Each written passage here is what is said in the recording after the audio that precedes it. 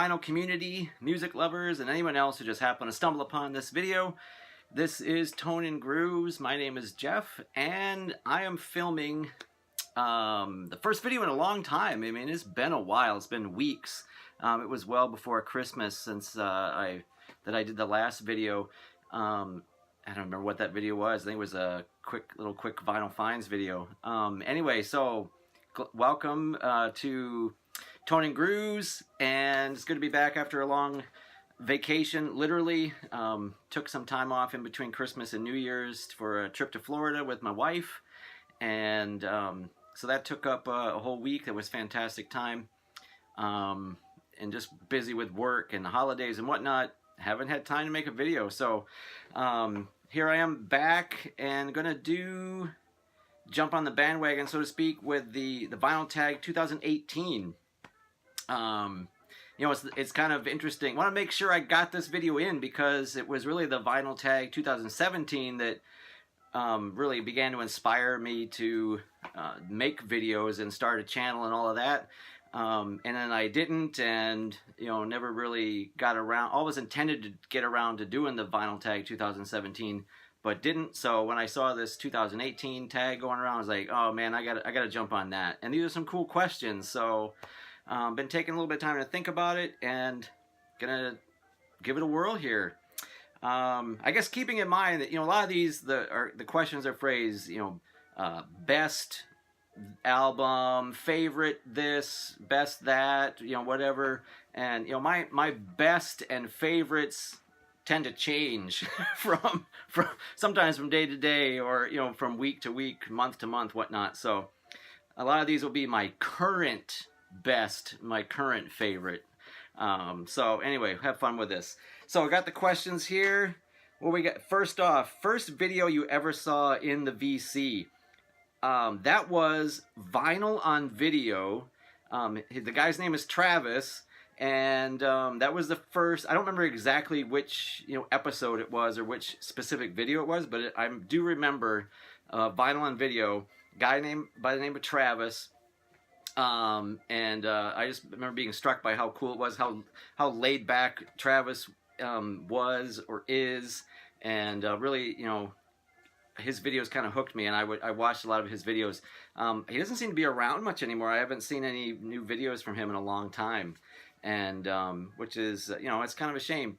I thought it was kind of cool. You know, Travis is up here in the northwestern part of Wisconsin, like I am, so I always thought, you know, maybe our paths would cross someday, but that hasn't happened yet. Second question, favorite record that you discovered via a vinyl community video.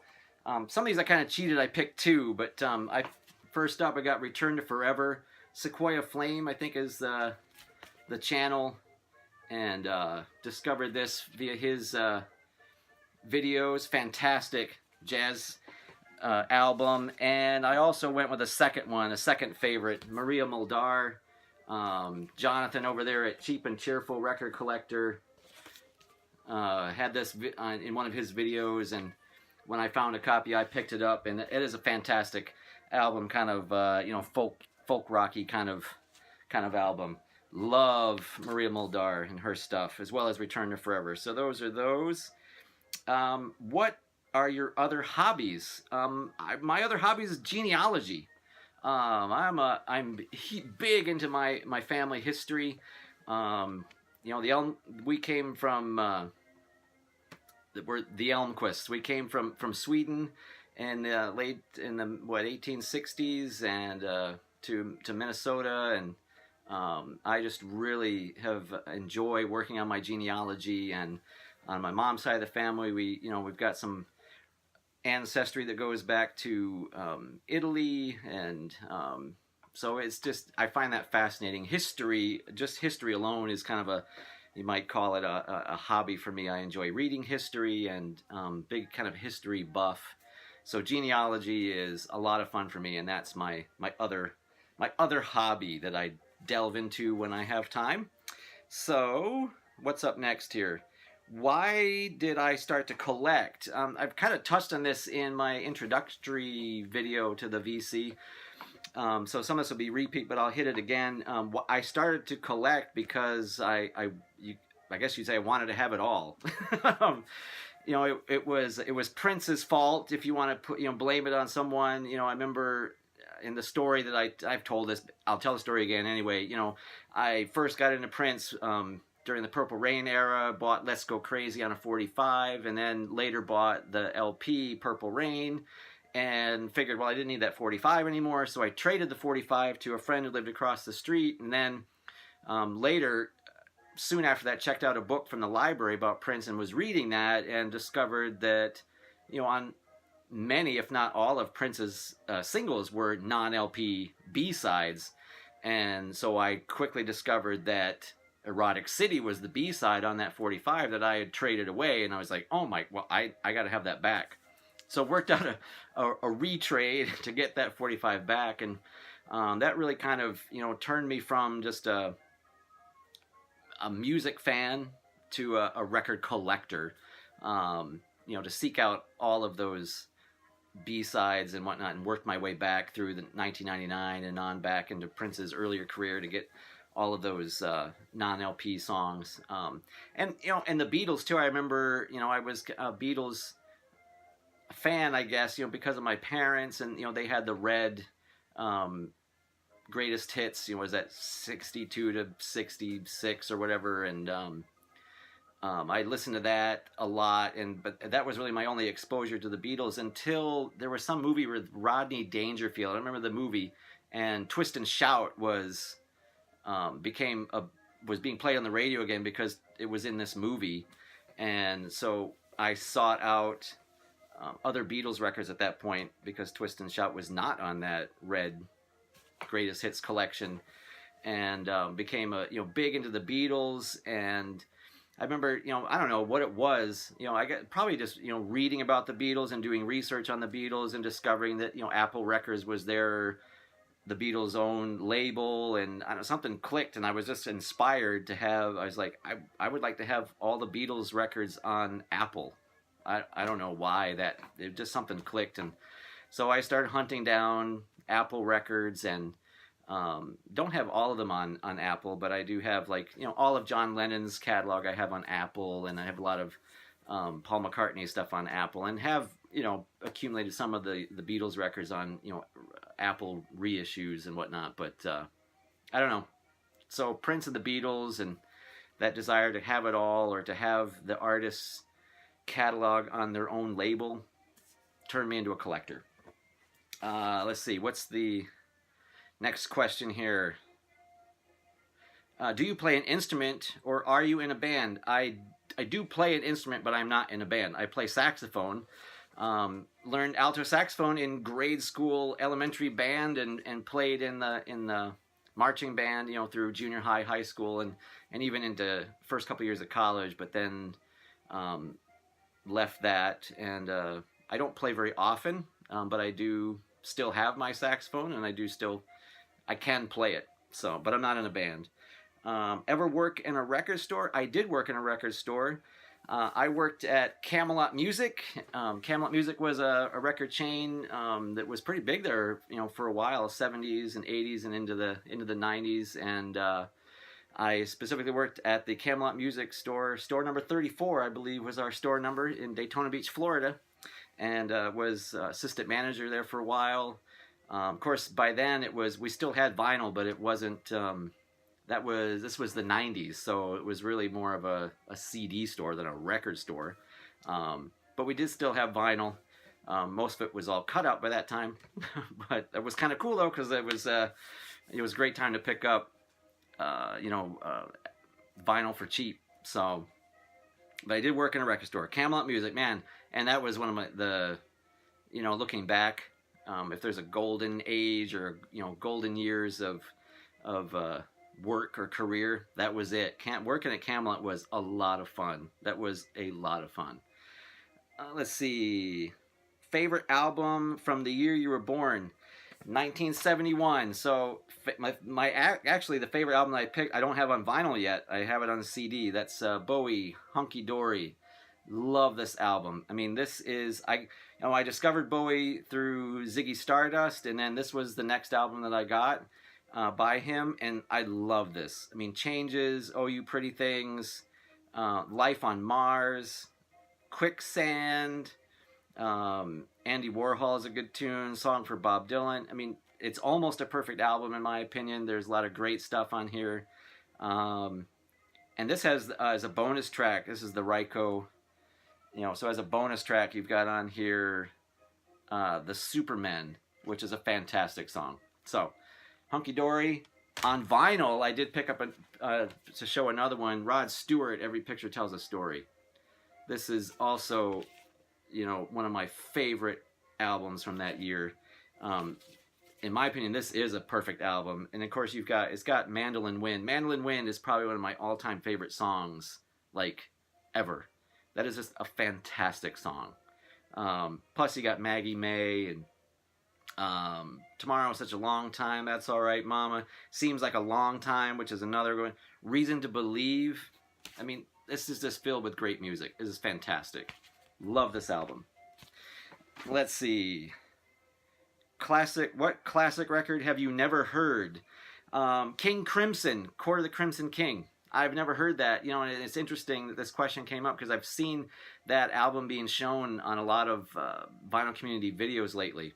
I've never heard it, and I've been seeing it on the VC lately, and actually went to, I subscribed to, it used to be called Rhapsody, now it's Napster, and so I have a streaming subscription, and I was like, I need to check out this Court of the Crimson King album, and it's not on there, not available on there, so couldn't even stream it. I have not listened to that album, and would definitely like to check that out. Show a guilty pleasure record. I'm with Jeff Party on this. Nothing I listen to, I don't feel guilt over listening to things that I like. But I get the question. Usually it's meant to be, something that you like to listen to that maybe you're hesitant to admit because others will make fun of it. I mean, that's how I take the question. So I went with Olivia Newton-John. I love Olivia Newton-John. This is actually my parents' record. It was theirs. They played this all the time when I was a kid. This is her greatest hits. It's got things like If Not For You, Let Me Be There, If You Love Me, Let Me Know, I Honestly Love You, Have You Never Been Mellow, Please Mr. Please. This is good stuff. I really love Olivia Newton-John, and I will admit to having quite an extensive Olivia Newton-John collection. So there's my guilty pleasure. Let's see. Strangest record. I also really don't have a lot of strange records. Not something that I pursue or really go after. But I did pick this one. It's pretty obvious why I picked this up. I mean, but this is the poetic voice of Franklin McCormick. The Torch is Burning. So it's spoken word with accompaniment by the Russ Garcia Orchestra. It's on Liberty. I don't know. This is probably from the 50s, I'm guessing. And it's, I don't know. It's strange. It's really a record for the cover. It's not really one to listen to. But anyway, so there's Strangest Record. The Torch is Burning. The poetic voice of Franklin McCormick. It's a fun one. And I don't know. Let's show the label. I don't know if this is an original pressing. It's not on the turquoise label. It's on that rainbow label. So fun record to have. Show a picture disc. I don't have any picture discs. I don't know what's up with that. I would justify that by saying I collect records to listen to, not to look at. With the exception of cool covers. I do buy lots of records just for the covers. But picture disc is not really a thing for me. I don't have one. So just to show something for this, I went with something that's probably as close as I have to a picture disc, which is this Prince 12-inch single, I Would Die For You, with Another Lonely Christmas on the B-side. So it's not a picture disc, obviously, but it is got that huge label that takes up most of the space, or half of it anyway. So I'll show that in lieu of a picture disc. And that's a great record, actually. If you've never heard Another Lonely Christmas, non-LP B-side by Prince, check it out. It is a great song. Best posthumous release, I'm going to go with, again, and this is not available in its entirety on vinyl. Hopefully it will be sometime. But anyway, I went with the recent reissue of Purple Rain on CD. It's got the, the recent remaster by Prince and, I don't know who the other guy was that helped him with this. The deluxe set here has that as disc 1, and you've got a second disc that has all the non-LP tracks, or in like demo versions and of songs from Purple Rain, or songs that were recorded during that time period that were not used on Purple Rain. So a lot of previously unissued tracks on that second disc or the third disc, I don't remember which. Then you've got a disc that has all like the single versions of Let's Go Crazy, When Doves Cry, and all of that. Erotic City, some 12-inch versions. A lot of that I already had, obviously, on vinyl, but cool to have it on CD. And then you've got a DVD on here with the Prince Live in Syracuse, New York concert video. That's probably the downside of this set. The video quality they did not like remaster it. It looks terrible. I mean, it really does. My old Laserdisc copy probably looks better than this DVD, so that kind of sucks. But to have that disc with all those unreleased and previously unissued tracks is just amazing. That was really cool. And the little booklet in there has write-up and commentary by Wendy and Lisa and I think the recording engineer, don't remember her name, but anyway, so really cool set. Let's see. What artists do you compulsively collect? Prince and Prince related.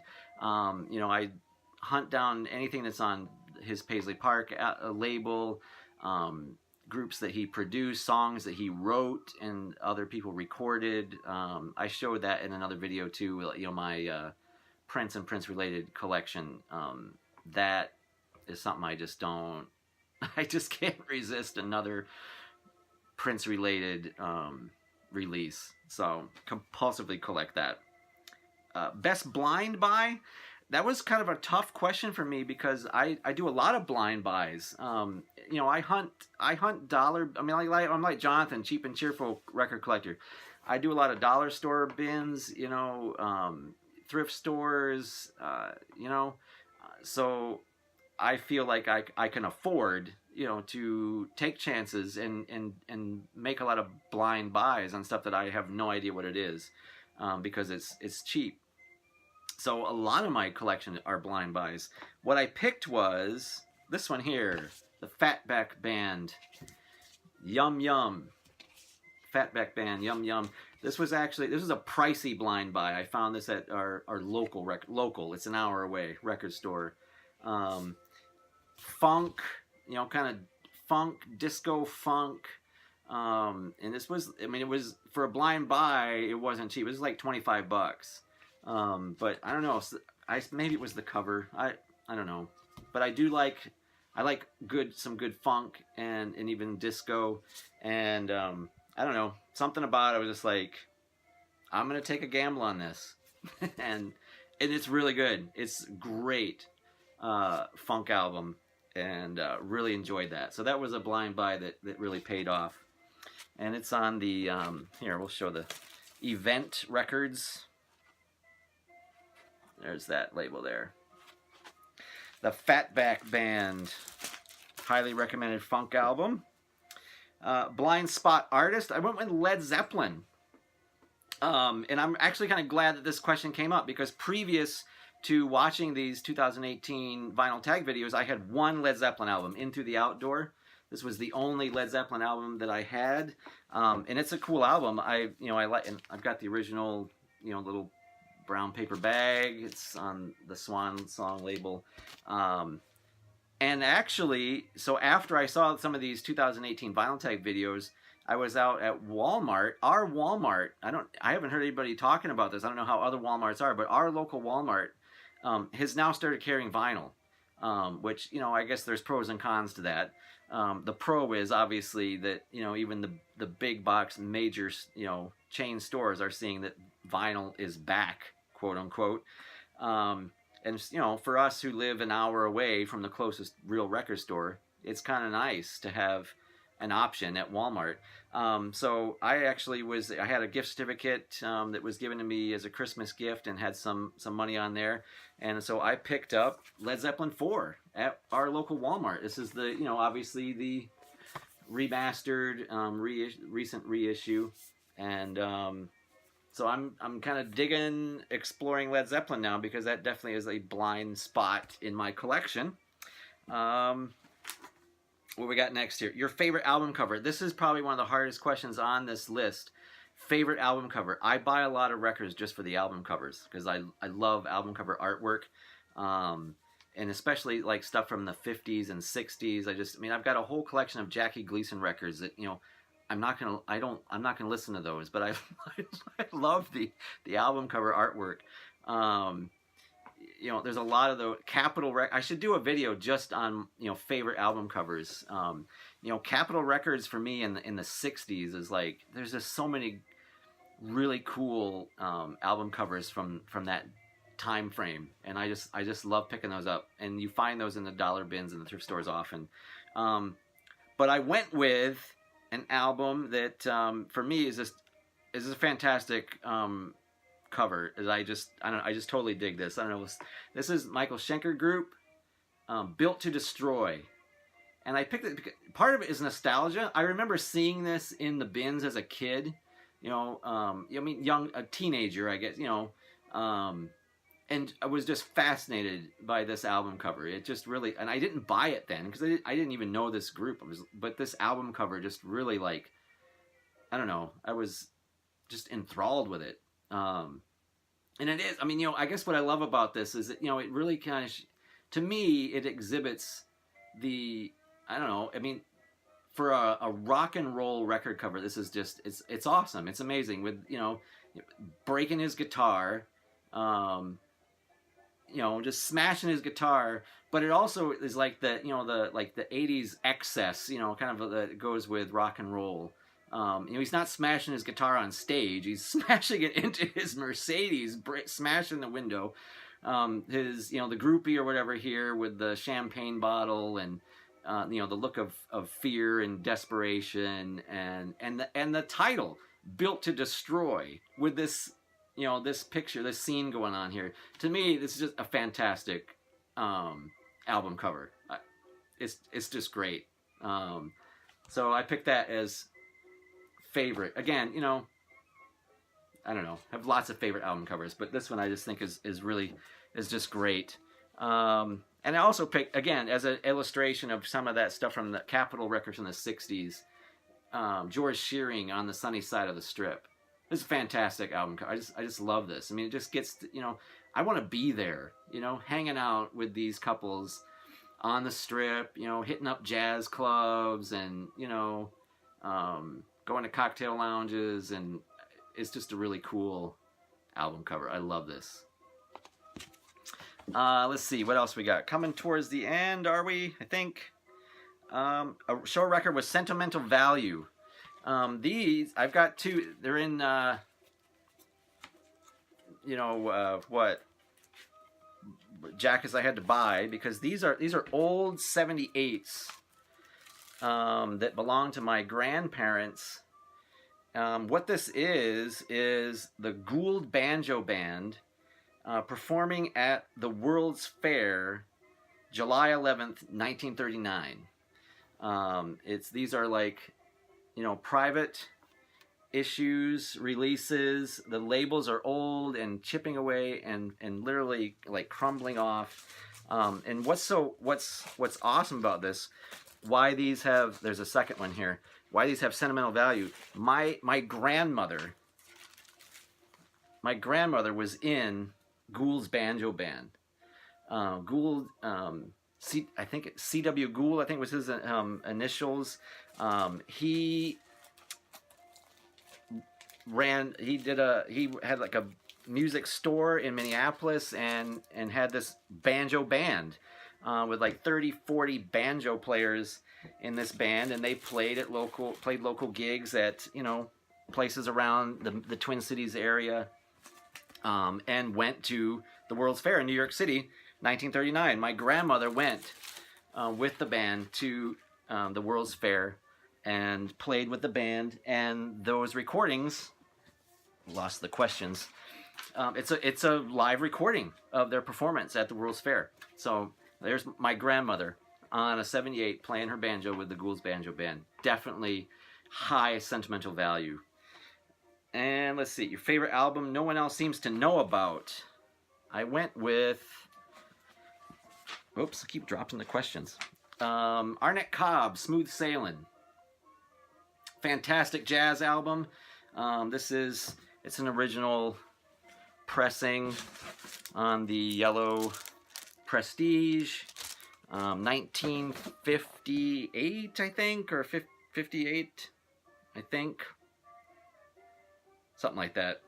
Anyway, it's a recorded by Rudy Van Gelder. I love Arnett Cobb. I mean, kind of, a little more on the soul jazz, side of things.